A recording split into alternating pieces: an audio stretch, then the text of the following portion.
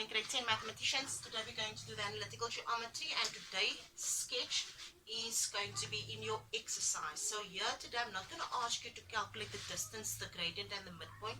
Here we're going to look at the figure and we're going to do our critical thinking. We're going to think for a change. How do you get from one point to another? Why are we using the distance? Why the gradient? So you have at least 5 questions that we're going to go through in your activity. The sketch is given, it is a kite. We did it in term 1, the kite, by the special quadrilaterals.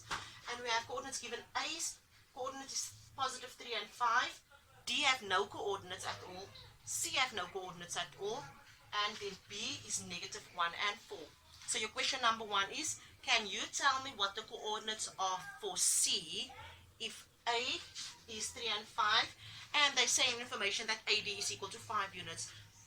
So basically they're saying from A till D it is 5 units, and they want to know what is the coordinates of C.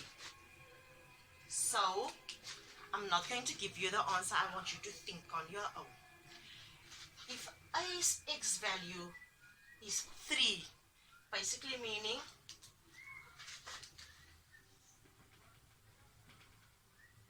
is going to lay there on the x-axis, right? And then they say A till D is 5, and this is perpendicular on your sketch. Mine is not accurate. You have to then calculate what the length is between this two, from A 0 to A, which is 3, and the 5 units given.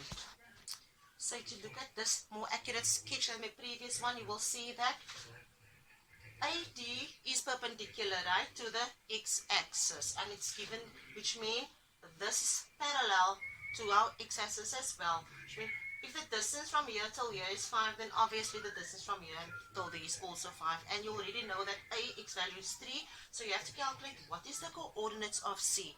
So in the sketch you can see already what is your x-axis. Is the C coordinates, does it touch the y at all? If not, then it's obviously 0. So I need coordinates for that one. That's question number 1. Question number 2 is going to be, what formula would you use to calculate the value of P? So P is right in the middle of A and C. P is right in the middle of A and C. And why do we know it's right in the middle? Because of the diagonals of a kite. Remember, diagonals of the kite, it's split in the half, right in between, it is symmetric, right? So P is in the middle of A and C. So what formula would you do to calculate the coordinates of P? Question 3 is, how would you calculate D if it has no coordinates that is given? So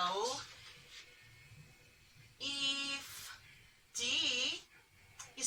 AD is perpendicular to the x-axis, and you already have these coordinates, it is easy to you already have these coordinates, you already have these coordinates here by question number 1.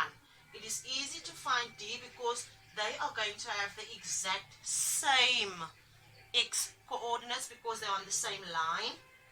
Now you just have to look very, very carefully, where does it lay on the y axis. So this will help you here because they are also in a straight line, it's not skew. So the y value is going to be the same for A and D, and the x value is also going to be the same for C and D. Be careful. Number 4. Is it possible to calculate the gradient of BD? Because we have to look at B and D, alright? And they say yes or no, but you have to motivate your answer. So I'm not going to say yes or no now, I just want you guys to think. Is it possible to calculate the gradient?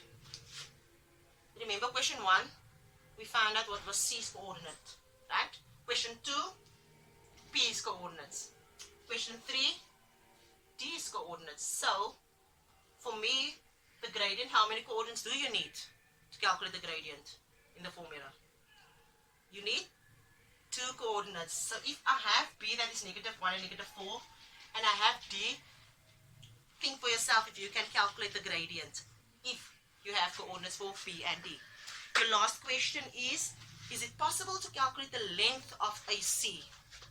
So we're going to look at length of, okay, I have coordinates of A. How many coordinates do we need for the length? Also 2 coordinates, yes? So 2 pairs, we have A. And do we have C? Yes, we have C. We calculated that by number 1. So yes, you can look at your A and C coordinates and decide if you can calculate the distance between A and C. I hope this video is going to help you with the activity. Good luck and enjoy.